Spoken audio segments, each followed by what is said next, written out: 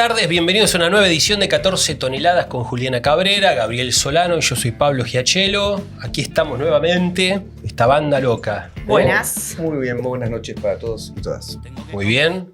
Bueno, hoy es el 15 aniversario del asesinato de nuestro compañero Mariano Ferreira, es decir que hoy dedicamos este programa a homenajear a nuestro compañero, a homenajear su lucha.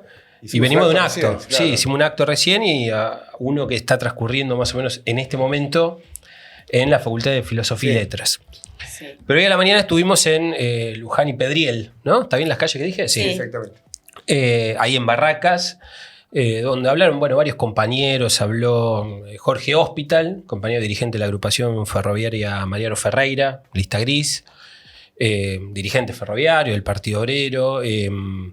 Habló Sebastián Rodríguez, de la Comisión Interna de Morbillo. Que está muy cerca de ahí. Que está muy cerquita de ahí. Cruzando el puente de Avellaneda, Claro. son cuadras. Y contó cosas fantásticas, por ejemplo, cómo el cuarto gremial de la fábrica Morbillo, de la Comisión Interna de Morbillo, se llama al día de hoy Mariano Ferreira, en una asamblea que se votó 5 días después del asesinato de Mariano, en homenaje a Mariano. No sabía.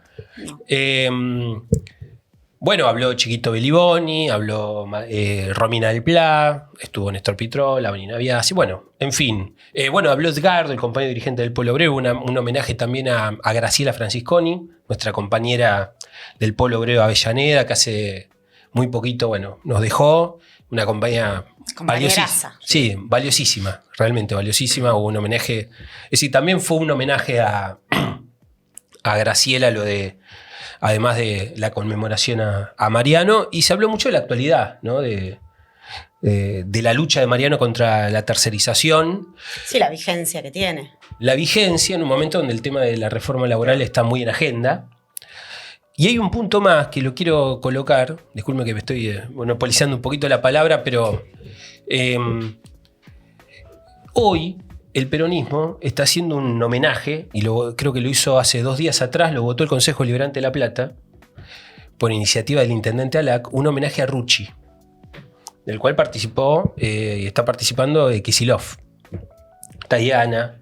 Es muy interesante, porque un 20 de octubre el Partido Obrero está homenajeando a Mariano Ferreira y a la lucha librada, que indudablemente es una lucha también estratégica contra la burocracia sindical, que fue finalmente quien asesinó a nuestro compañero. Y del otro lado tenemos al peronismo homenajeando una burocracia sindical que justamente en estos momentos está negociando la reforma laboral con el empresariado. Sí, ese es el tema de actualidad. El gran tema. Hoy a la mañana, yo no pude estar en el acto porque tenía la legislatura una reunión que era importante, pero al hacer un tuit inicial, ¿qué destaca uno hoy?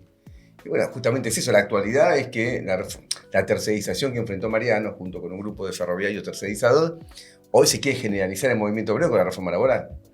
Y la burocracia sindical, hay artículos en los diarios de hoy que cuentan que la burocracia está negociando la reforma laboral abiertamente.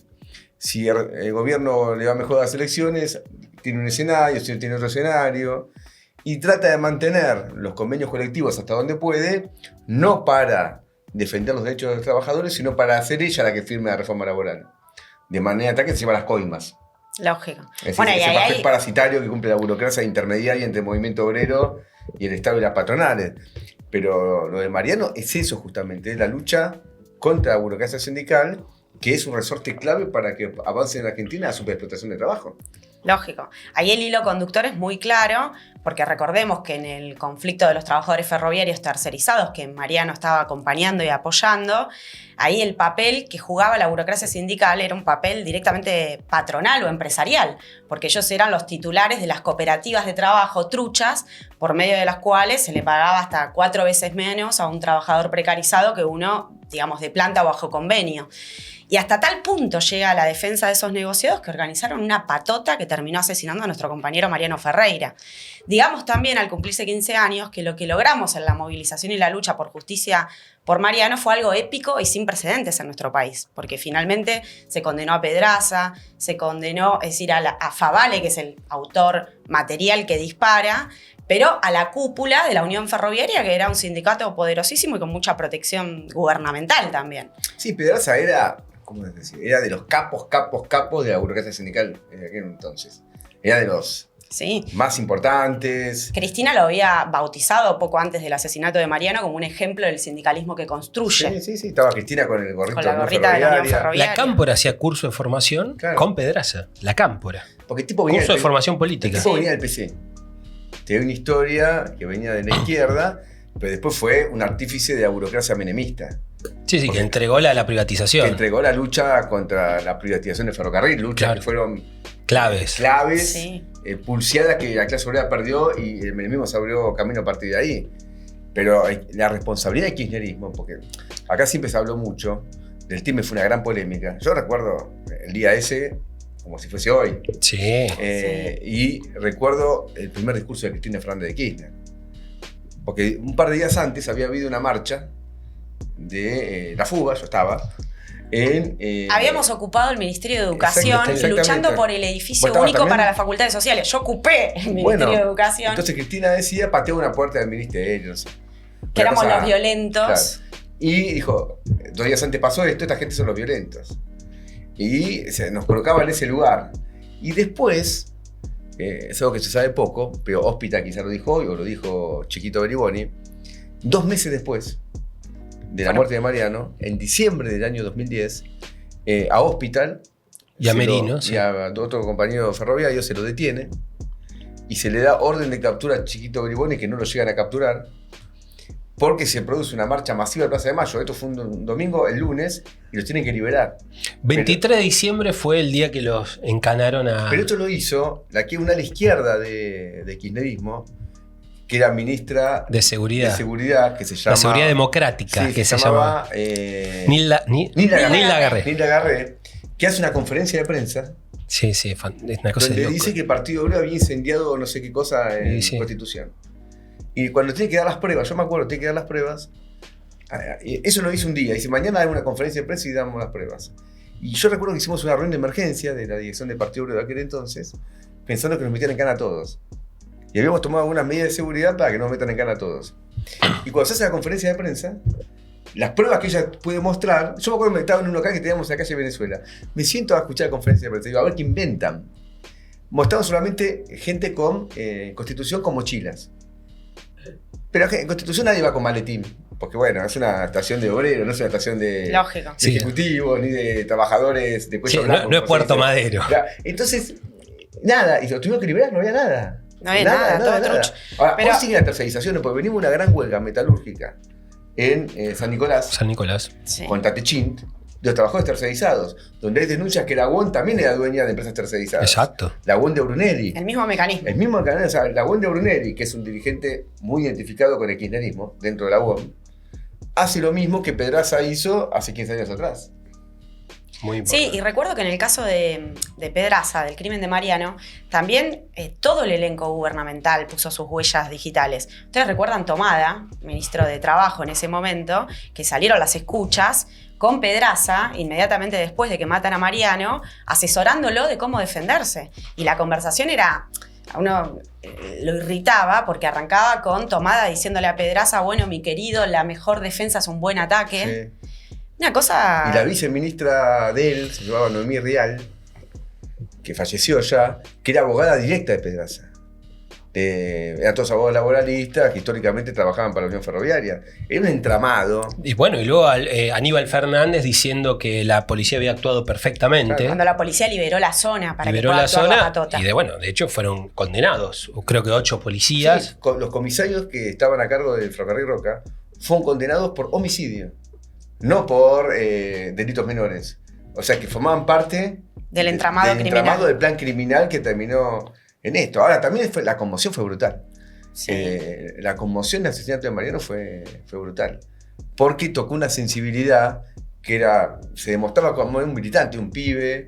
23 militaba, años, tenía mi edad. honesto. Militaba en la FUBA, Claro, yo Claro, también PCS tenía de la misma edad. Avellaneda. Ese día yo tenía una reunión con Mariano en Avellaneda porque militábamos juntos éramos de la UJS de la provincia de Buenos Aires. Él ya se había hecho cargo del comité de Avellaneda, entonces medio estaba saliendo, había quedado Mauro, Lugo, otros compañeros estaban quedando a cargo de la UJS, pero teníamos una reunión medio de traspaso La de responsabilidad. responsabilidades. Yo recuerdo ese día, estábamos en elecciones en la Facultad de Medicina, Claro. y las íbamos a interrumpir un ratito porque recuerdan que ese día hirieron también de bala gravemente a Elsa Rodríguez. Bueno, hoy estuvo Elsa. Y habíamos votado una jornada de lucha por el derecho al aborto legal, veníamos de un encuentro de mujeres. Elsa era de las que iba a participar. O sea, Elsa tenía en su agenda del día que iba a la mañana a acompañar el corte de los tercerizados, después venía a esta actividad. Y me acuerdo que estábamos en las previas a que eso ocurra, y bueno, llega la noticia que fue. Cuando yo estaba en la Facultad de Medicina también, Mirá. en esa elección, que ganamos esa elección. Sí, finalmente. Ganamos, y se suspendió la elección. Sí. Y el centro lo dirigía Franja Morada, no nosotros.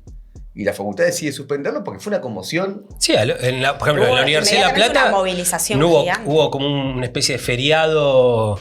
Se levantaron todas las clases al otro día. Claro. Salieron micros, por ejemplo, de la Ciudad de La Plata salieron, no sé, como 10 micros y muchísima gente que vino en Sí, tren. claro.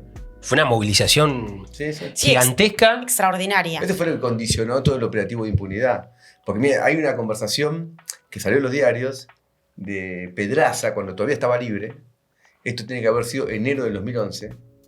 Que se quejaba porque tenía que ir, escuchen esto, en tren a inaugurar una obra ferroviaria en Mar del Plata con Cristina Kirchner. Entonces, como le estaban escuchando el teléfono a él, porque ya estaba siendo seguido, por el medio hubo coimas a jueces, hubo de CIDE, todo. hubo de todo tipo de porquería. Pero miren esto, Pedraza le dice a la hija, hace 30 años que no viajo en tren. Y todo aquí en tren. El tipo del dirigente El ferroviario. dirigente sindical O sea, ferroviario. el tipo del dirigente ferroviario no viajaba en tren. Vivía en Puerto Madero en un piso de un palo verde. El tipo fue detenido recién en febrero del 2011. Y en el medio estaba invitado a una inauguración de una obra y el tipo no viajaba en tren. Eso es lo que él mencionó cuando meten en cana a Hospital y otros compañeros el 23 de diciembre, 2 meses después del asesinato de Mariano. Era impresionante porque estaban los compañeros de Mariano, estaban detenidos, Pedraza en el piso. de y un palo Pedrazo verde. en el. Sí. Y el PO saca un afiche que dice Cárcel ya Pedraza. Hicimos una gran campaña y 2 semanas después se notificaba la. No, fue una lucha impresionante. Sí, sí. Y no, y que a una Con generación. un enorme apoyo popular. Fue un Fue- enorme apoyo popular y que a toda una generación los marcó a fuego. Sí, y el kirchnerismo se quiso readecuar cuando salió Máximo Kirchner a decir, porque Néstor Kirchner muere una semana después. El 27, Claro. claro. Una semana después. Y dice la famosa frase de que la bala que mató a Mariano rozó el corazón de Néstor. Que ella estaba enfermo de antes de corazón porque había estado internado Sí, sí. unos días antes, por eso no habla en el acto ese que se hace en una par, que iba a hablar Kirchner y terminó hablando Cristina. Pero yo entiendo que el tipo estaba preocupado, porque si un aliado tuyo, como era Pedraza, Hoy, mira, hoy hace eso, Sí, Hoy- se hoy revela hospital- como un pero criminal. porque es tu aliado estás preocupado. Lógico. Hoy Jorge Hospital, que se acuerda mucho los detalles de todo este proceso, me explicaba que justamente debatíamos esta frase de Máximo Kirchner, que la bala que mató a Mariano rozó el corazón de Néstor. En gran medida lo que le afecta a Néstor Kirchner es que se cae el operativo montado por el kirchnerismo diciendo que en realidad el asesinato de Mariano había sido Dualde, que había tenido Que una le reunión tiraron un Pedraza, que le muerto. tiraron un muerto, porque salta la patada que había estado, salen las fotos de Favale, de toda la patota, con Sandra Russo, Claro. con toda una cantidad de funcionarios kirchneristas, y se le cae la coartada que había montado el kirchnerismo, de que en realidad esto era responsabilidad del dualdismo, y queda en evidencia y indudablemente eso afectó. Porque la adjudicaban, había un ferrocarril, disculpe la memoria ahora, que no lo preparé, que era un ferrocarril que hacía de la provincia de Buenos Aires, se llamaba Ferroaires, si no me equivoco.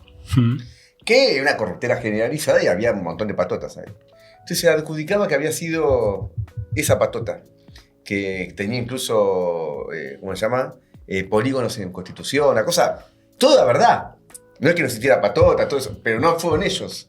Claro. Entonces, de repente, viste, cuando te cae la coartada. Se te cae la coartada. Incluso eso llevó a que en un momento un testigo desaparezca y apareció después. Además, muchos escándalos al respecto. Pero claro, el que quisieron decir fue Dualde en esto. Y como Dualde había hecho tantas porquerías en la vida, adjudicar a Dualde había hablado siempre de Sí, sí. debilidad de la versión. Obvio. Pero en este caso, No era así. No era así.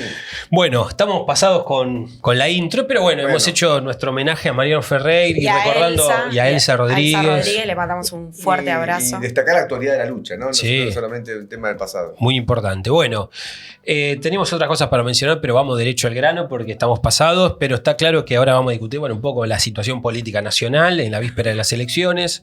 Vamos a ver la situación muy compleja que se está viendo en América Latina con la ofensiva de los yanquis, ¿no? Contra Venezuela. En Venezuela en particular. Y luego el recrudecimiento de la guerra comercial entre Estados Unidos y China y ver si podemos tocar las grandes manifestaciones que se están dando en Estados Unidos. 7 millones de personas movilizadas este sábado. Protestas en todas las localidades. Muy importante. Así que bueno, dicho esto, vamos con el editorial de Gabriel Solano. El gobierno llega a las elecciones en muy malas condiciones. Hace solamente unos meses atrás, la promesa del gobierno era que Argentina se pintaba de violeta y que iba a haber un triunfo arrollador de Milei y de las listas de Libertad Avanza en toda la Argentina. Con esa promesa incluso absorbió al PRO, que decía, bueno, si no vamos con Milei quedamos borrados del mapa porque la centro derecha y la derecha quedó toda capitaneada por la fuerza de Milei. No hace tanto de esto. Y sin embargo, en el medio pasaron muchísimas cosas que llevaban al gobierno a una situación de retroceso muy evidente. La primera, y que es notoria, es que la política económica del gobierno está completamente agotada. Por ese motivo, tuvo que buscar un rescate ya no en el FMI, porque se lo buscó en abril, mayo, y se agotó, sino que tuvo que ir directamente a buscar un rescate del gobierno de los Estados Unidos, de Donald Trump, tratando de llegar a las elecciones como pueda para evitar una crisis mayor. Ese rescate se está ejecutando ahora, pero es un rescate cuyo resultado todavía es realmente una incógnita. Porque hoy mismo, mientras el gobierno de Estados Unidos sacó un comunicado de prensa ya oficial, diciendo que estaba habilitado este swap entre el Tesoro norteamericano y el Banco Central de Argentina, y ya con ese comunicado en cualquier otro momento hubiese sido suficiente para que baje el dólar, para que caiga el riesgo país. Sin embargo, ocurrió exactamente lo contrario.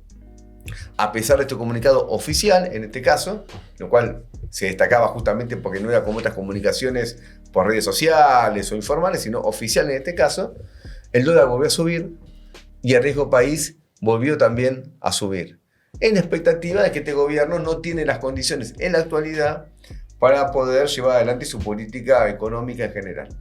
Entonces llegamos a las elecciones con un cuadro de gran crisis, un agotamiento de la política económica del gobierno. Y llegamos también con un gobierno cruzado por denuncias de corrupción que son cada vez mayores, más graves, más escandalosas. No es ya solamente el 3% de Karina Milei, no es ya solo los negocios de las criptomonedas del propio presidente de la nación, sino que se revela una cosa que no hay tantos antecedentes en Argentina, que el primer candidato de la fuerza del gobierno, en este caso me refiero a José Luis Espert, es directamente un tipo que responde a los narcotraficantes. Y ese hecho es gravísimo, porque si bien uno ya sospechaba que hay vínculos entre la política y el narcotráfico, entre el narcotráfico y la justicia, entre el narcotráfico y la fuerza de seguridad, no teníamos nunca de una manera tan clara, tan nítida, que el primer candidato de la fuerza de gobierno es financiado directamente por los narcotraficantes. Y como esto se revela al final de la campaña electoral, ya no hay tiempo de modificar la boleta única que se había impreso, y por lo tanto el pueblo argentino tiene en el próximo domingo, 26 de octubre, en la provincia de Buenos Aires, la cara de José Luis Espert, un tipo financiado por los narcos en la boleta. Y esos son escándalos muy grandes y ahora se suman otros. Por ejemplo, ahora aparece que una candidata, la primera candidata a senadora por Milei en la provincia de Río Negro, también responde a este clan de Machado, es decir, de los narcotraficantes. Entonces son escándalos que se suceden y que empalmada con la bancarrota de la política económica del gobierno, anticipan un resultado desfavorable para Milei en las elecciones. El gobierno que había dicho hace poco tiempo atrás que iba a pintar el país de violeta, hoy ya bajó sus expectativas y ahora está diciendo que está peleando por lograr el tercio de la Cámara de Diputados o el tercio de la Cámara de Senadores que le permita al gobierno protegerse de los vetos por un lado, es decir, vetar y que el Congreso no le tire abajo los vetos, y por otro lado evitar un juicio político. Es decir, tanto bajó las expectativas de Milei que ya en vez de pintar el país de violeta se conforma con tener 1/3 de una de las dos cámaras, ni siquiera de las dos. Entonces llegamos a la elección en estas condiciones, con un gobierno directamente intervenido por los Estados Unidos. Y cuando digo directamente intervenido no exagero nada, porque hoy el tipo de cambio en Argentina lo fija directamente Estados Unidos, de acuerdo a lo que decide vender, sea directamente o sea a través de un pool de bancos en la política, en el mercado interno argentino. Si decide vender más, el dólar puede bajar; si decide vender un poco menos, el dólar puede subir. Y la intervención de la política económica, del tipo de cambio de Argentina, sabemos ahora también va acompañado directamente de una intervención política.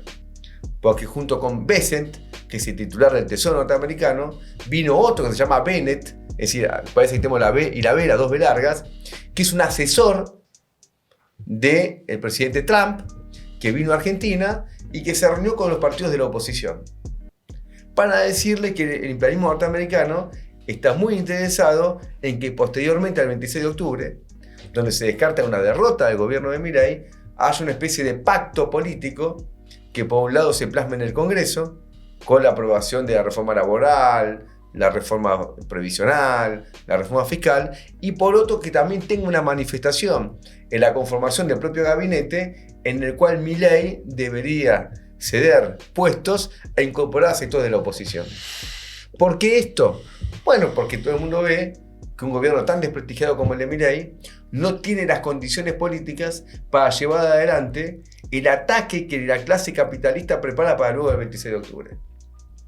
Y como tiene esas condiciones, requiere formarse una especie de cogobierno con sectores de la oposición que le dé más fuerza, que le dé más volumen a un gobierno, más musculatura a un gobierno para llevar adelante estas tareas. ¿A qué sectores vio Bennett? Bueno, obviamente a los Pichetto, admitidos por ellos mismos, a los de Lorero radicales de Córdoba, es que admitieron también estar en una reunión que se hizo en Puerto Madero, ni siquiera una sede oficial del Estado, una reunión en Puerto Madero con todos ellos, ¿no? Pero también hay informaciones que los diarios fueron transcribiendo, que este Bennett vio a dirigentes muy significativos de lo que se llama hoy Fuerza Patria, de peronismo o de kirchnerismo.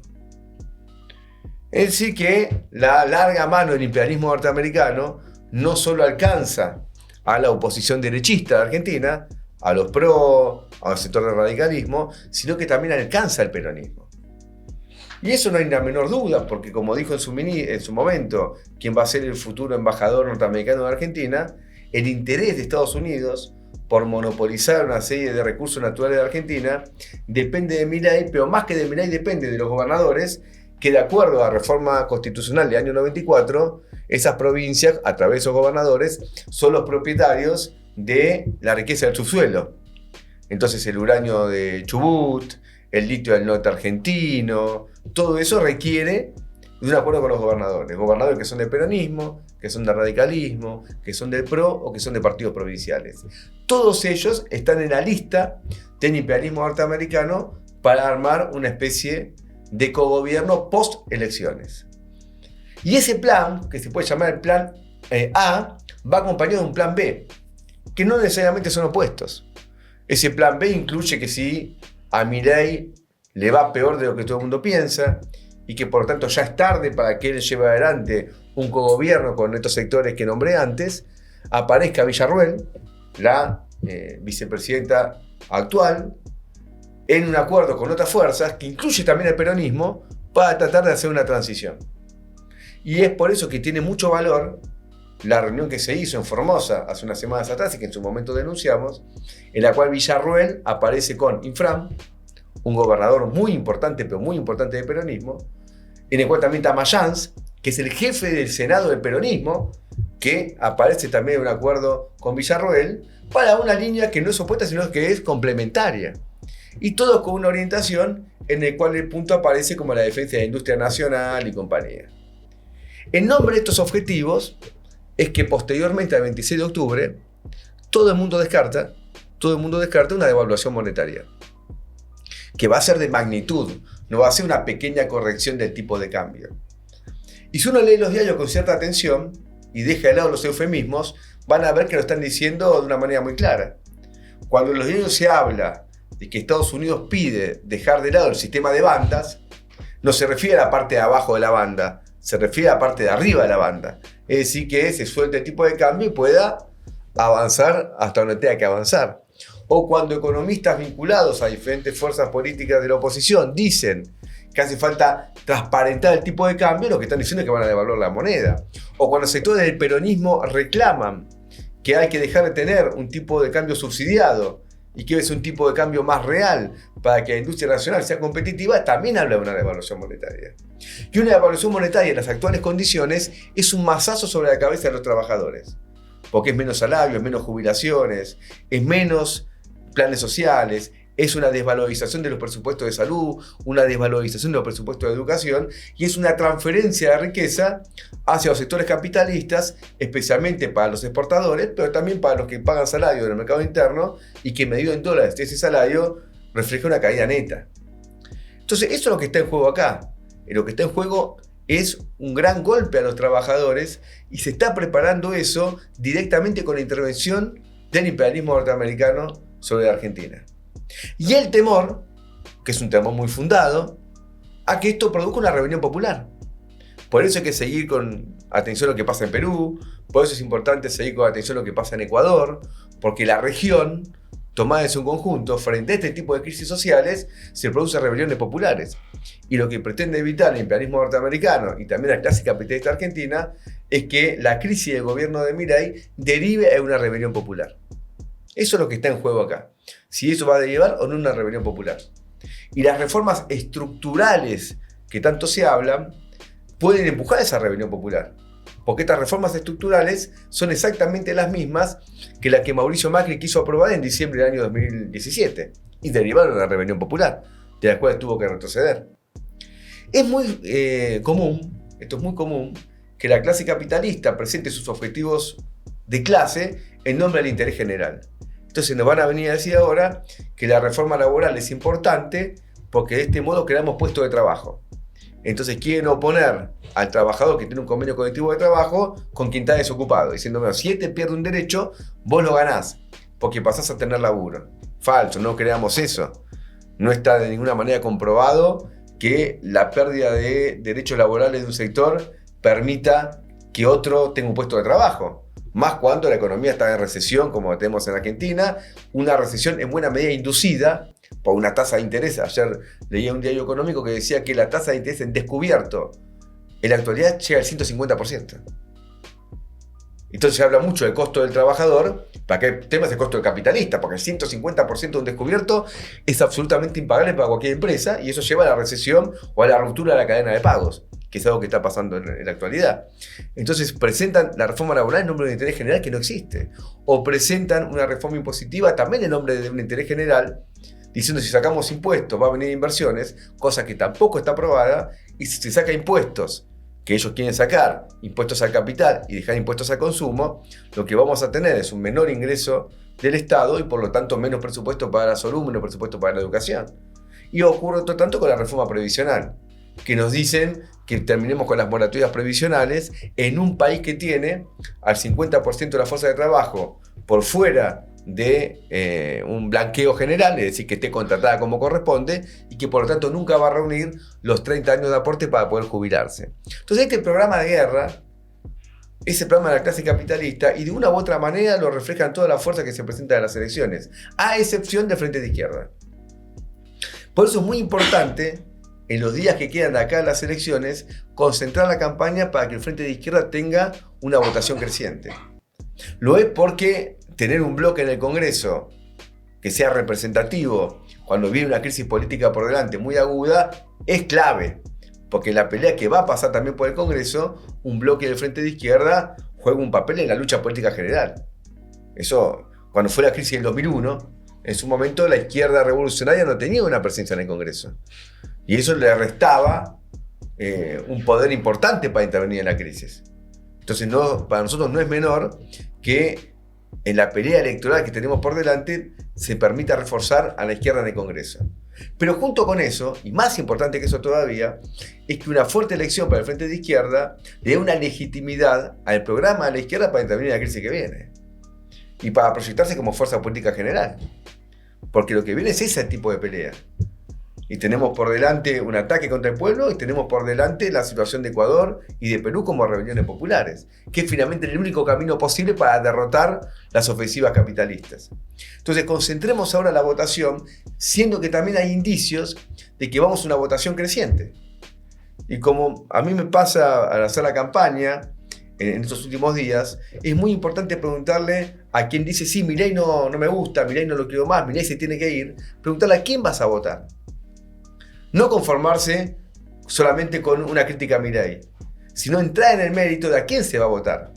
Porque no es lo mismo estar en contra de Milei votando al peronismo o votando a otra fuerza de oposición que votar al Frente de Izquierda.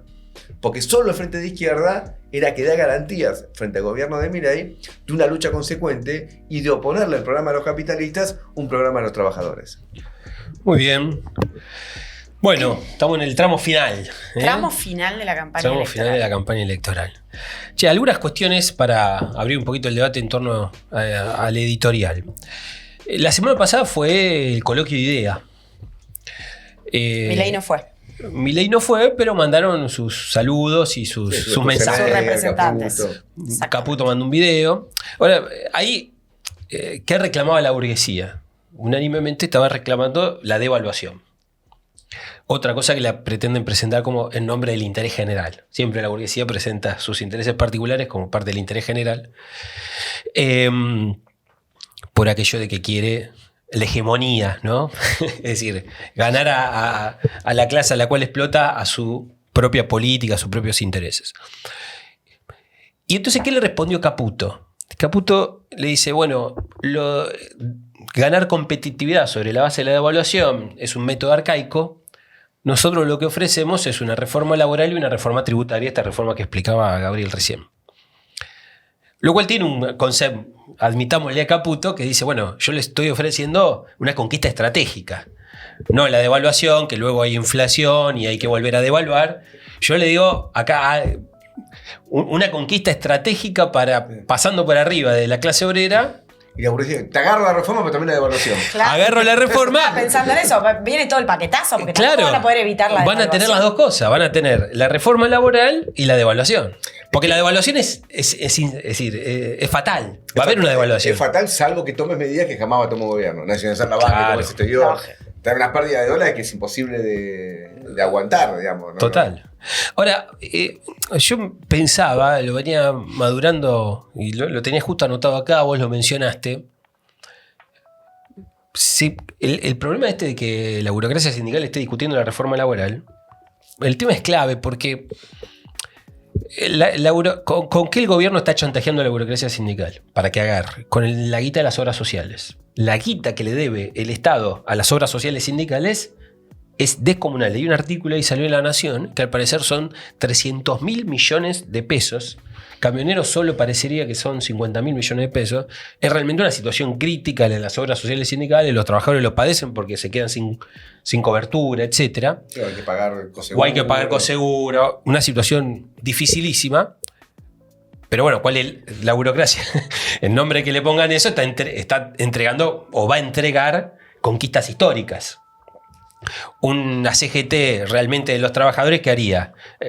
Coloca el problema del salario, la defensa de los puestos de trabajo y la plata de las obras sociales del Estado, dice plan de lucha general hasta la huelga general por todas las reivindicaciones. La guita de las obras sociales, aparte, es un robo. Porque no es impuesto general. No es el impuesto que se llama de renta general. Es una asignación específica. Es plata que aporta el patrón y plata que aporta el obrero. Entonces, como el Estado es el agente de retención, Se la queda. se la queda. Pero solamente porque es agente de retención. Porque si fuese directamente, no debería quedarse nada. Sí, es un robo. Es un robo común. O sea, no es que te está dando plata del IVA, plata de No. otro impuesto. No, es un robo que repercute directamente en el trabajador, porque finalmente las obras sociales quebradas después se traducen en muy malas prestaciones, recorte de las prestaciones, entonces hay ciertos estudios que podés realizarte solo una pequeña cantidad de veces, demoras, trabas burocráticas. Es realmente un ataque al derecho a la salud de las familias trabajadoras. Total. Ahora, se le impone esta reforma, entonces se empieza a negociar esta reforma laboral que va contra los convenios colectivos de trabajo, que va contra el derecho indemnizatorio. es un tema clave hoy para el movimiento obrero argentino. Este es el tema del movimiento obrero argentino, que nosotros tenemos que forzar la mano y agitar al movimiento obrero y plantear esto. La semana pasada estuve agitando fábricas metalúrgicas en San Martín, repartiendo volante, una recepción muy buena, provincia de Buenos Aires, auspicioso. Pero ¿por qué me importa esto? Porque, como vos dijiste, la reforma laboral y la reforma previsional en diciembre del 2017 desató la jornada del 14 y el 18 de diciembre, las famosas 14 toneladas. En un gobierno que estaba mucho más fuerte que este, porque el gobierno de Macri ganó la elección y 2017 fue el mejor año, mejor entre comillas, ¿no? Pero desde el punto de vista de la macroeconomía, el 2017 fue el mejor año de Macri. Nosotros tenemos el peor año de Milei, una situación calamitosa para el movimiento obrero en su conjunto y una burocracia sindical que está negociando esto. Entonces, acá se nos juega una parada clave el domingo, pero las batallas más importantes se vienen después. Y naturalmente que no es lo mismo cómo salimos parados de la batalla del domingo. Esto me parece importante como qué es lo que se viene. Sí, el cuadro es explosivo y esto de mirarse en el espejo de lo que está ocurriendo en el resto del continente, si ustedes piensan, el programa pasado analizábamos la situación en Perú, ahí uno de los ejes disparadores fue una reforma previsional antiobrera contra la juventud, ya hay un régimen de privatización de las AFP y ahora querían obligar a todos los que están en el mercado informal de trabajo, a los informales, a pagar obligatoriamente una cuota desde los 18 años. Ese fue uno de los ejes que disparó las movilizaciones masivas que terminó conduciendo a la caída del gobierno de Dina Boluarte. Recuerden que decíamos que había originalmente una convocatoria a marchar el 15, que el nuevo gobierno estaba operando para desarmarla. No la pudieron desarmar, las jornadas de protesta fueron muy importantes y hoy la cosa sigue muy caliente porque hubo una represión brutal y hay compañeros muertos. Si uno mira lo que está pasando en Ecuador, también son medidas fuertemente fondomonetaristas las que están animando la rebelión, en particular la supresión del impuesto al diésel, que eso después repercute en tarifazos y al mismo tiempo el combustible, incluso luego las patronales lo traducen absolutamente todos los productos. Entonces, yo escuchaba acá, ¿no? Uno piensa todo el paquete. Una devaluación, que es, Gabriel lo decía, un mecanismo de confiscación brutal al bolsillo directo de los laburantes. En el medio, esta agenda de reforma laboral que es la supresión de derechos elementales. A mí me pasó, en mi trabajo nos anunciaron que íbamos a cobrar un plus salarial por presentismo. Y lo que al principio decís, 100 lucas más, 200 lucas más, el mes que viene por ahí podés cobrar. Y después te quedás pensando, claro, presentismo. No te podés enfermar. Las que son mamás y tienen pibes, tampoco se le pueden enfermar los pibes, no podés hacer huelga, a costa de la salud. Entonces, yo digo, me están metiendo una reforma laboral encubierta acá, porque están liquidando todos los derechos. De la burocracia sindical. Sí, obvio, que no dice ni mu, que lo presenta casi como una conquista, porque, no, negociame paritarias, que venga el aumento por convenio, ¿no? De esta manera. Pero... Yo tuve la legislatura de la mañana, que vino la ministra de Educación de la ciudad, entonces yo critiqué, fue muy llamativo, que hablaron todos. Primero la vicepresidenta, que es kirchnerista, y otro más. Nadie hablaba del salario. Entonces, bueno, hablaban. Me toca hablar a mí. ¿No vamos a hacer los boludos? No, entonces, cuando me toca hablar a mí, yo digo, miren, imagínense esta reunión, estaba la ministra de Educación, había un montón de gente. Digo, se esté transmitiendo en vivo para una sala de profesores, o una sala de maestros. Dice, acá nadie habla del salario. La gente se agarra los pelos. Ahora, desde que asumió Milei a la fecha en la ciudad, pero vale para todo el país, el salario se redujo un 32,8%. En términos de poder adquisitivo. Claro. Entonces me responde, le dan la palabra a un funcionario que estaba ahí, que es encargado de salario. Y dice, bueno, aquí ese salario es cierto. Dice, pero acá ahora permitimos que se titularice 3 turnos. O sea, que uno trabaje 72 horas por semana. ¿Entendés? Sí, es la superexplotación laboral. Claro, vos querés, digamos, compensarme la pérdida de salario por una jornada laboral de 72 horas de docente. No, y el tema del pluriempleo es un drama terrible. Y esto de la burocracia. Debilita a la clase obrera. Debilita mucho. Porque no hay reunión. No hay tiempo para ir a una reunión sindical. Totalmente. No hay tiempo para nada.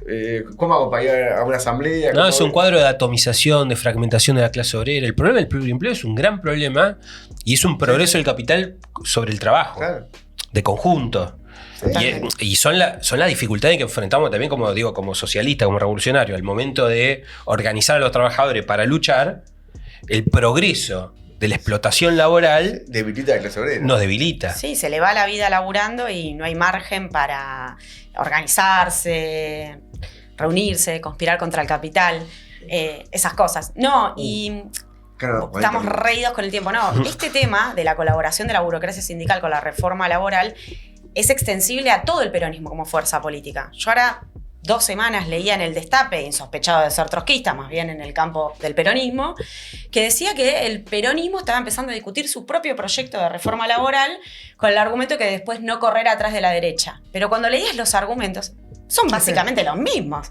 O sea, el problema de que para combatir la informalidad laboral e incentivar a las patronales a contratar en blanco, digamos, formalmente a los laburantes, hay que achatar, digamos, derechos. Y la industria, el ataque a la industria del juicio, que es otro de los ángulos que defendió Caputo, etcétera, ahí en el coloquio Idea, eso, quien recogió eso fue Grabois, que vendría a ser la pata izquierda de... Las pymes cierran cuando hay un juicio laboral. Claro, bueno, si hubieras respetado la ley de contrato de trabajo, el convenio colectivo... Sí, lógico. Yo paso un juicio con un derecho que no se me cumplió. Si me cumplió el derecho, te voy a decir, no hay nada que enjuiciar. Claro. Ya antes de pasar, el Frente de Izquierda cierra su campaña electoral el miércoles 17:30 horas frente a la Embajada de Estados Unidos. Un acto imperial, antiimperialista. Somos la única fuerza, digo, es importante, que después de hacerlo, estas declaraciones imagínense, últimas de Trump. Lógico, tenemos que ir ahí, a que dice que estamos muertos de hambre. Sí. Que no hay ningún Milei dijo, beneficio que para dejá, Argentina, Donald, que no Argentina me está ayudes luchando por más, su vida. Donald. No comen, señorita, no comen. Donald, tiranos unos sanguchitos que hacen el hambre que nos morimos. Sanguchito de miga. Como que eso es lo que venga, eso sí gratis, comemos. Sí, hay jamón crudo. Bueno, pero muy Bueno. bien ahí donde hay que estar, el frente Así que el izquierda. Frente de Izquierda es muy eso está Un bueno, acto parece. antiimperialista. Aparte que empalma justamente con el tema que vamos a ver ahora. Que es la ofensiva del Exactamente. imperialismo norteamericano haciendo como era. Y mientras el pueblo yanqui lucha contra Trump, nosotros luchamos contra Trump y contra Milei. Las imágenes de las movilizaciones en Estados Unidos con la consigna No Kings, No. ningún rey, digamos, contra claro. el autoritarismo, la prepotencia del gobierno de Trump son impresionantes. Impresionantes, sí, es un lindo indicador porque al magnate que parece que está ahí con ofensiva en distintos frentes a lo largo del mundo, la cosa en su propia casa no le está resultando. Se pone de pie, Lo cual es clave. es clave, se pone de pie la clase trabajadora en En Estados la Unidos. retaguardia. Claro. Bueno, no, y precisamente lo que queríamos ver ahora un poco es esta escalada, este asedio militar yanqui sobre el Caribe y en particular cercando a Venezuela, que no para de crecer ya desde fines de agosto, que hemos asistido a un despliegue brutal de fuerzas militares en toda esta parte de la región. Y la noticia de la semana pasada es que volvió a haber un nuevo ataque de parte del gobierno de Trump contra una de estas, un submarino narco, una nueva lancha, de estas que Trump tirotea simplemente porque dice que están llenas de narcotraficantes y que son los responsables del tráfico de drogas hacia Estados Unidos. Ya llevamos 27 muertos, producto de esta ofensiva militar estadounidense, y se abrió todo un debate durante todo un periodo, no se sabía qué iban a hacer porque había 2 sobrevivientes, que estaba la posibilidad de que los traten como prisioneros de guerra, y entonces había una discusión sobre la legislación internacional, si los llevaban a Guantánamo o los colocaban como prisioneros en distintos gobiernos. Sí, esto viola toda la legislación internacional. Bueno, es un punto, hay un dilema jurídico acá muy grande porque, por empezar, el narcotráfico no califica como crimen de guerra. Y por otro lado, porque acá no hay ninguna prueba de nada. Van y asesinan, es decir, son sospechosos de ser narcos y te matan. ¿Qué pasa con la pena de muerte? La pena de muerte es prisión o juicio. Lógico, acá Apelaste, acá te mataron. Acá absolutamente nada. Entonces, ese dilema jurídico no es menor. Incluso a Trump se lo están cuestionando en el Parlamento norteamericano porque, por ejemplo, el Congreso no aprobó ninguna autorización de un plan de guerra. Esto es Trump solo mandándose.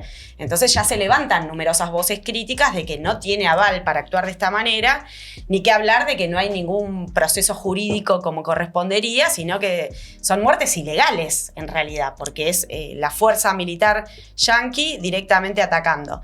Bueno, estos 2 sobrevivientes son de Ecuador y de Colombia. Finalmente, por la discusión que se armó, van a ser repatriados a sus países para que sean procesados, eventualmente condenados si corresponde.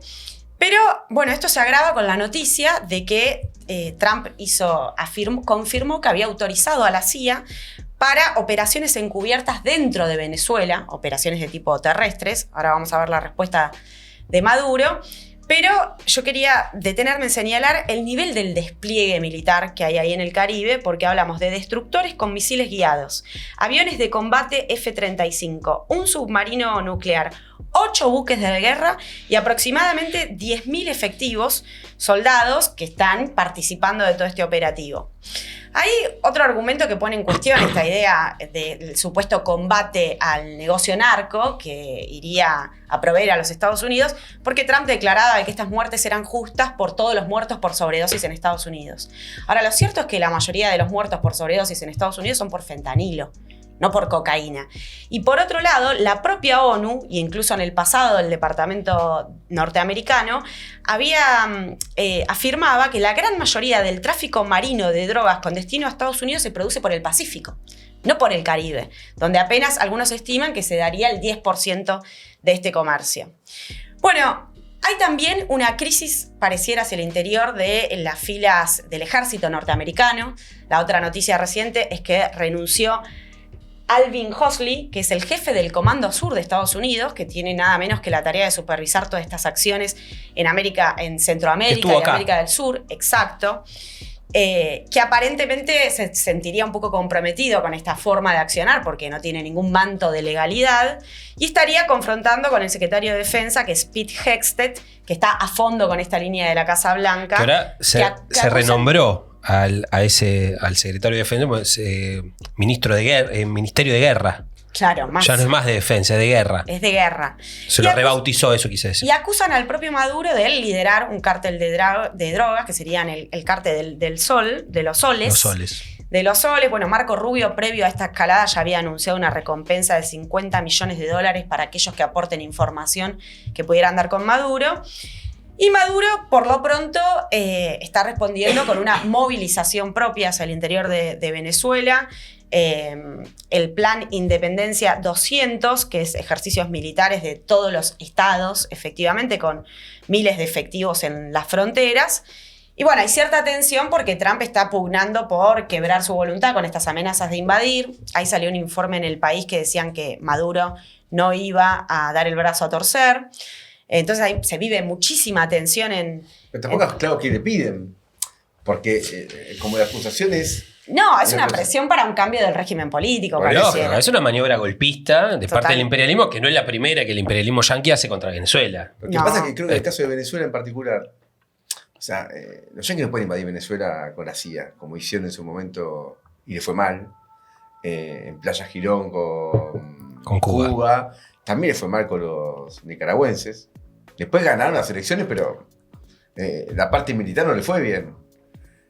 No creo que puedan. Están jugando a ver si quiebran al chavismo. Sí, y fundamentalmente una parte del ejército venezolano, Sí. Si logran quebrar, que es más o menos la columna vertebral de sostenimiento del régimen chavista. Porque sin eso, o sea, con a Machado que le dan el premio Nobel no pasa nada. Ya hicieron elecciones truchas, se proclamaron presidente y los tipos no pueden volver a Venezuela. Entonces el problema que tienen es si esta presión logra quebrar al chavismo y posiblemente para ellos pueda haber palo y zanahoria. Me refiero. El palo es esto. Y la zanahoria son los contratos Petroleros con Petroleros. Chevron. porque el ejército venezolano maneja, es un gran emporio empresarial el ejército venezolano, no es solamente una fuerza armada. Sí, ahora por ejemplo Venezuela está en un litigio con Guyana por la región de Esequibo, que tiene enormes reservas de petróleo, hay todo un trabajo de exploración ahí, China participa ahí, entonces se cuela también toda la disputa más geopolítica de tipo más general de la guerra comercial con China. Y después el saqueo de los recursos naturales de toda esta zona. Así que bueno, nada, fuera Trump y fuera yanquis de América Latina. De Venezuela y de América Latina. Mira, hay que señalar también que, por ejemplo, ahora hay una ofensiva de Trump contra Petro, contra Gustavo Petro, contra Colombia. Sale hoy. Petro tuvo un discurso interesante, que tenemos que estudiar más el proceso colombiano, pero tuvo una intervención muy interesante en la ONU. Y él denunció, Petro, muy fuertemente a Trump, y denunció que uno de los barcos que hundieron donde había colombianos, que eran pesqueros, eran barcos pesqueros. Es decir, que están asesinando gente a cualquiera. Sí, Es decir, que sí. acá el problema, completamente la arbitraria. coartada del cártel de los soles Sí, sí. es una fantochada. Pero oye, que acá están bajando barcos pesqueros, lo que venga. Y ahora hay una sanción también contra Colombia. Pero es muy importante señalar que la ofensiva golpista, nosotros ya tuvimos varias. Tuvimos lo de las elecciones. En 2019, Guaidó se autoproclamó presidente. Es decir, todas las tentativas golpistas han sido muy agudas. Y esto que mencionabas vos, lo de la consagración de Corina Machado como premio Nobel de la Paz. Y se lo dedicó a Trump. Sí, es un completo ridículo. Corina Machado defendió la intervención militar Sí, de sí, Estados sí. Unidos en Venezuela. Es decir, es una... Y saluda este operativo, aparte. Y lógico, y salvó este operativo. Entonces, acá hay toda una tentativa de darle un respaldo que levante cabeza una oposición golpista, reaccionaria, proimperialista, que se parte un sector del ejército, se le da el premio Nobel de la Paz a Corina Machado. Es decir, se está armando toda una movida para darle curso a una oposición golpista en Venezuela. Hasta ahora no le hace. Digamos, Hasta ahora- vienen de fracaso tras fracaso. Y aparte, bueno, también Venezuela es una plaza en la cual hay influencia de China y Rusia en la región. Claro. Eso hay que también mostrarlo. Entonces ahí aparece, y hasta cierto punto Maduro logró sortear las sanciones económicas con acuerdos comerciales Con Rusia y con China. con Rusia y con China. Y entonces eso le ha dado, si no, no tenía mucha forma de sortearlos. Entonces, y nosotros somos muy críticos de Maduro, porque la idea es que Maduro hay democracia en Venezuela Sí, sí. no existe, la clase obrera lo vive, y lo que hace Maduro, estas movilizaciones, es una forma de regimentar también su propio plato interno. Lógico. Pero cuando vos decís, acá el problema es todo junto contra Trump, es que cualquiera que quiera defender la independencia de clase dentro de Venezuela, Sí, sí. eso es funcional a Trump. Sí, no puedes hacer una huelga por salario porque sos definit- funcional a la derecha. Entonces, ojo con esto, o sea, tenemos que tener cuidado que la clase obrera... Sí, que ya funciona así un Ya poco en funciona, Venezuela por y supuesto. ahora se recrudece esta Sí, cosa sí. de la unidad nacional. Rechazamos a muerte el golpismo y las maniobras preimperialistas y las condenamos, y va a ser parte de las denuncias del miércoles en la embajada norteamericana, pero eso no significa ningún apoyo político a Maduro. La empresa obrera, digo, pero no insistimos con hay que suscribirse, pagar... Darle me la gusta al cuotita, video. No golpear, diciendo, suscríbanse. Digo, no, hay que suscribirse, de verdad. Prensa obrera, hay muchos artículos sobre Venezuela. Y importa mucho el punto de vista nuestro, porque es el punto de vista de la clase obrera de Venezuela. Entonces, como también nosotros defendemos en el marco de una presión imperialista un campo de independencia de clase. Y este es un punto Ese- muy incómodo para el nacionalismo, que siempre fue, durante todo un periodo, fueron ultrachavistas, y en el proceso de descomposición del chavismo y de Maduro y todo lo demás, han hecho mutis por el foro, y Calladísimo. no dicen, no rechazan las maniobras preimperialistas, no defienden... Nada, Este cero. reportaje a Tayana, que no, habría que haberlo discutido mejor, ya no tenemos tiempo, que le hace en Cenitán, que le preguntan si Venezuela es o no una dictadura. Entonces la derecha critica a Tayana porque él no dice que es una dictadura. Y entonces la defensa de Venezuela, nosotros podemos decir que sí. Que Es una dictadura. Es una dictadura la de Maduro. No. ¿Qué tiene que ver? Pero nosotros seguimos a Trotsky, que decía, estoy con la... ¿Cómo se llamaba? La dictadura brasilera contra... Con la Vargas, con la de Brasil Vargas, contra la Inglaterra democrática. Claro. Es decir, nosotros no vamos a decir que en Venezuela rige las libertades democráticas cuando no rigen en Venezuela para oponernos al imperialismo. Entonces estamos en contra de Tayana porque el tipo no puede denunciar la violación de las libertades democráticas en Venezuela. Y ese punto es terrible porque aparte le permite al imperialismo hacer demagogia democrática. Totalmente. No, ojo con Ese es eso. Total. Muy importante. Bueno, pasamos un ratito... Estamos siendo extorsionados. Quiero que el público sepa. Estamos siendo extorsionados por un grupo Sí. de Estamos muy mal con los Pero tiempos. bueno, estamos afilados igual, estamos afilados. Vamos con la guerra comercial. La guerra comercial porque en cierto punto está todo una cosa vinculada a la otra, ¿no? Todo tiene que ver con todo. Y el tema es que, bueno, se intensificó las últimas semanas, particularmente hace 10 días, se intensifica la guerra comercial entre Estados Unidos y China, bueno, que tuvo, ¿no?, con el día D de Trump cuando anunció aranceles para todo el mundo, que presentó la planilla, bueno, se disparó fuertemente la guerra comercial y tuvimos un cierto acuerdo donde se prolongan las tarifas o los aranceles entre unos y otros hacia adelante, se inicia una negociación, pero es evidente que esto no se va a saldar simplemente con negociaciones, solo cada uno gana tiempo para ver cómo sortea mejor la crisis, pero ahora hemos tenido un recrudecimiento como resultado de una medida muy aguda tomada por China. China, para tomar la medida, ¿qué medida tomó China? Es un sistema de controles y de licencias para las exportaciones de tierras raras. Que ahora voy a comentar un poco qué importancia estratégica tienen estas tierras raras. Pero China se agarró para establecer este sistema de licencia de la tierra rara de algunas medidas previas que había establecido Estados Unidos. A fines de septiembre, Estados Unidos incrementó la lista negra de empresas chinas que importaban materiales de Estados Unidos, fundamentalmente tecnológicos, porque dice que de esa manera le estaban robando información en la lucha por la carrera tecnológica, la inteligencia artificial, etc. A fines de septiembre hace eso Estados Unidos, y luego le pone una mayor cantidad de tarifas a los buques chinos en Estados Unidos. Y China responde con la misma medida contra Estados Unidos en los puertos chinos. Es decir, hay una escalada en esa dirección. Y el dato fuerte es que larga China su propio sistema de licencias para las tierras raras. ¿De dónde? Ahora comento un poco de qué se tratan estas tierras raras y el impacto que tienen. Pero ¿de dónde saca este esquema China? Se lo copia nada más y nada menos que a Estados Unidos, que había establecido un sistema de licencias allá por 2020 contra Huawei, que es una empresa tecnológica muy importante de China. Están los celulares, los smartphones de la empresa china, donde se le prohíbe no solo la exportación de tecnología yankee a Huawei, sino que ninguna empresa en ningún lugar del mundo podía enviar productos a Huawei si contenía algún tipo de pieza de fabricación norteamericana. Es decir, que no es solo que Estados Unidos no podía exportarle a China, sino que es un bloqueo mundial para que ningún desarrollo tecnológico que tiene fabricación en Estados Unidos llegue a China.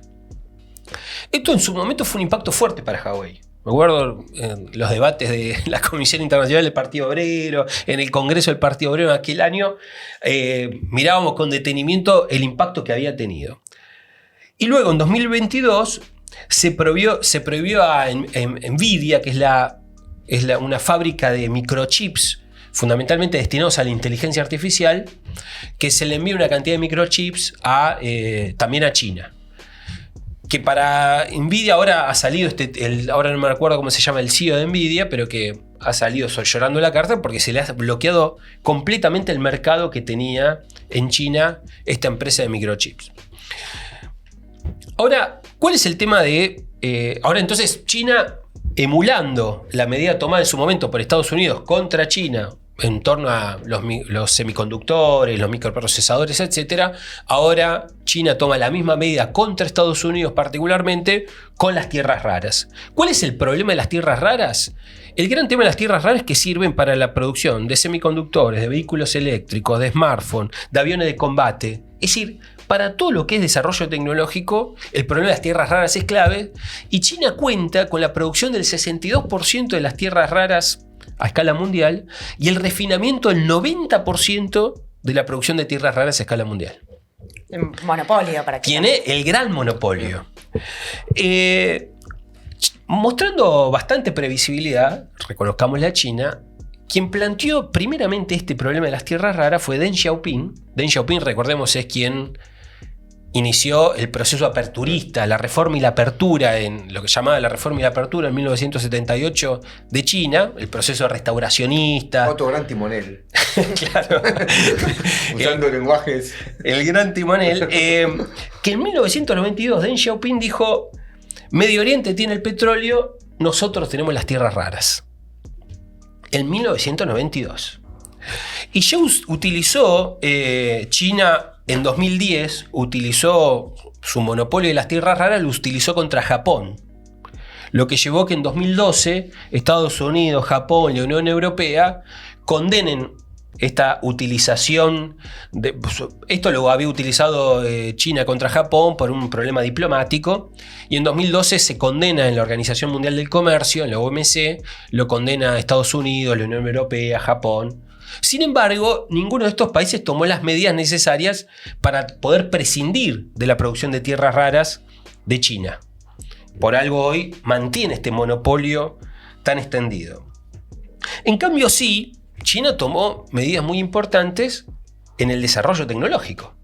De hecho, en el desarrollo de la inteligencia artificial se habla de que China ha superado a Estados Unidos. Recordemos cuando salió DeepSeek, que la inteligencia, la aplicación de inteligencia artificial de China, tuvimos un derrumbe bursátil mundial por ciertas ventajas que tiene, y bueno, ha tenido un progreso muy importante. Algunos hablan, naturalmente, que en semiconductores sigue atrasada China con respecto al desarrollo tecnológico de Estados Unidos, de Corea del Sur o de Taiwán, que obviamente no está bajo control de China, sino más bien bajo control de los yanquis, que ahí está la principal fábrica de semiconductores de primera tecnología del mundo, de primer desarrollo del mundo. Pero el progreso ha sido muy significativo, y si uno escucha a distintos especialistas en el tema, algunos dicen que ya los estarían alcanzando. Vamos a ver, ¿no? Y ahí sale un artículo en The New York Times, que lo publicó La Nación el sábado, diciendo, acá el tema es si Estados Unidos logra abastecerse de las tierras raras, desarrollar esta industria antes de que China logre superar el atraso tecnológico en materia de desarrollo de semiconductores, de microchips. Y hoy sale un artículo en el Financial Times de cómo se han disparado las acciones de las empresas mineras que buscan en las tierras raras, porque el gobierno norteamericano está invirtiendo en esas empresas para ver si puede tratar de suplir la dependencia que tiene Estados Unidos de las tierras raras chinas. Se han disparado las acciones de esas empresas. Es lo que explica también que Estados Unidos esté buscando el acuerdo en Ucrania con Rusia. A donde también reclamaban las tierras raras. ¿Qué se queda Estados Unidos? Entrega a los ucranianos. Ahora hubo una reunión de Trump con Zelensky este fin de semana, y le dijo Zelensky, dale, entrega el Donbass, no te hagas el loco porque te van a aplastar, y cerrar el acuerdo con Rusia. Y donde ¿qué se queda Estados Unidos? Con las tierras raras que están, los yacimientos de tierras raras de Ucrania. El tema, bueno, es clave. Ahora, y también estaría en el acuerdo con Argentina. Lógico. Tiene yacimiento, no tiene capacidad de refinar nada, pero sí tiene yacimientos. Tiene yacimientos, claro. Y que podría ser un factor de exploración. Sí, para Estados Unidos. Y de saqueo. Ahora, bueno, el tema es muy interesante porque se recrudece todo el tema de la guerra comercial, que en el fondo va... Sí, en un cuadro de crisis importante, porque hay muchos artículos salieron este fin de semana de los diarios norteamericanos y europeos que están previendo un derrumbe muy fuerte de la bolsa norteamericana, porque las empresas de inteligencia artificial son burbujas. Son burbujas. Es un tema, con lo cual Estados Unidos tiene que... Salió un artículo de opinión de Gita Gopinath, una del FMI. Sí, lo vi.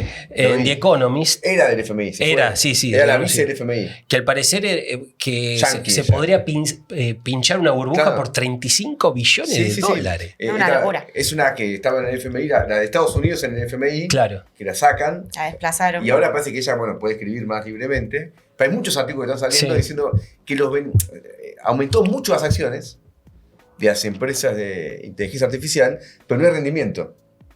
Entonces, cuando vos vas a ver el rendimiento que da, si vos vas a comprar una acción antes valía 10 y era 1 de rendimiento, el beneficio era el 10%. Si ahora la acción pasó a 100 y el beneficio sigue siendo 1, es 1%. Entonces vos tenés ahí un problema, una burbuja, que muchos están previendo un estallido que va a ser, dicen, mucho más que el de las .com, que fue en su momento... Sí, en el 2000. En el 2000, un gran estallido que tuvo, aparte de presión internacional, pero que esto podría darse prontamente. Es decir, que Estados Unidos tiene este choque con China cuando internamente Tiene esta crisis financiera Sí. bursátil en puerta y las movilizaciones que estamos viendo. Claro. Después tampoco China es que la tiene fácil, porque también tenemos un ascenso de luchas obreras en China. Y una recesión y una economía que dejó de crecer y quilombo.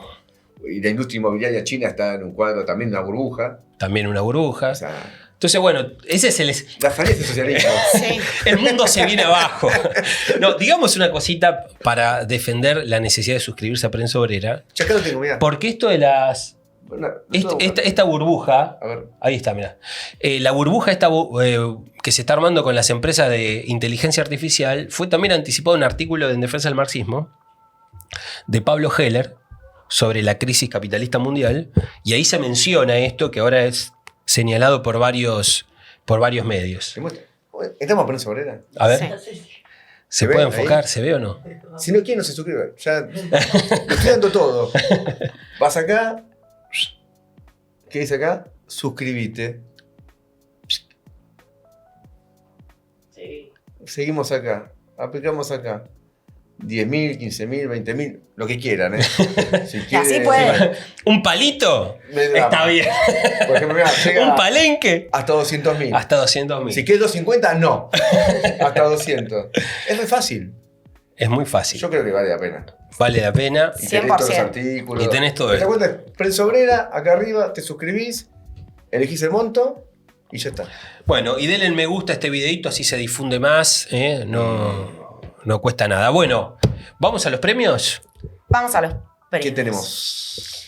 Tenemos unos cuantos.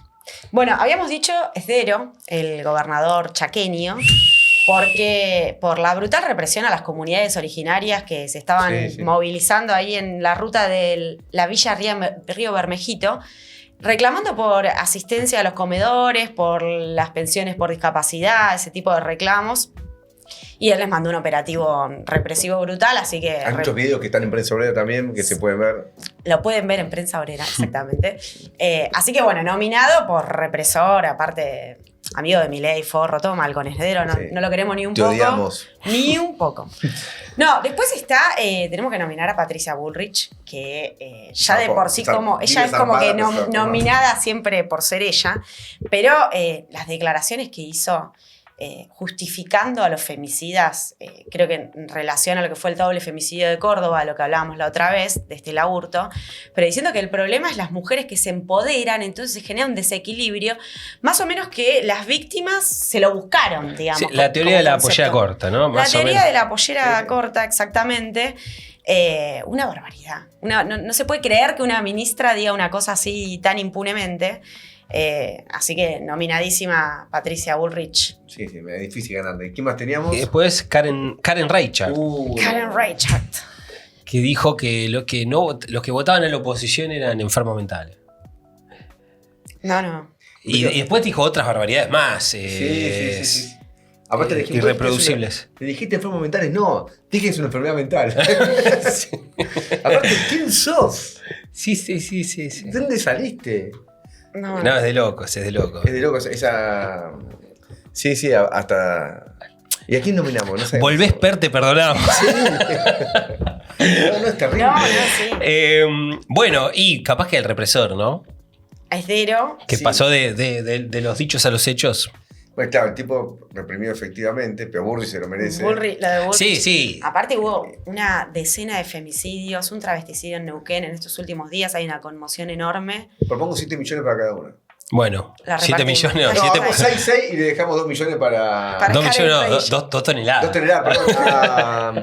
¿Cómo estamos con la plata? Lo contagié yo que No, siempre estamos- venía. Nosotros no vemos un piso, pero leyendo los diarios de la Argentina, ves millones por todos lados. Bueno, lo que hace falta en Argentina sacar ceros, un desagio. Un desagio. Claro. Sí. Bueno, hacemos, ¿cómo es? Entonces 6, 6 y 2. Exactamente. Claro, así repartimos un poco. Así y repartimos. cómo se pone triste. A Esdero, a Bullrich y a Karen Reichardt. Y vamos calentando las 14 toneladas para después del 26. Hay que ser fiscal el domingo, ¿eh? Sí, No sacan los giles, ¿eh? Muy importante. nos hagan los giles, dale. Nos vemos el lunes que viene con todo el balance y la cobertura de qué pasó el día antes. Si no va bien, si no va mal, no venimos.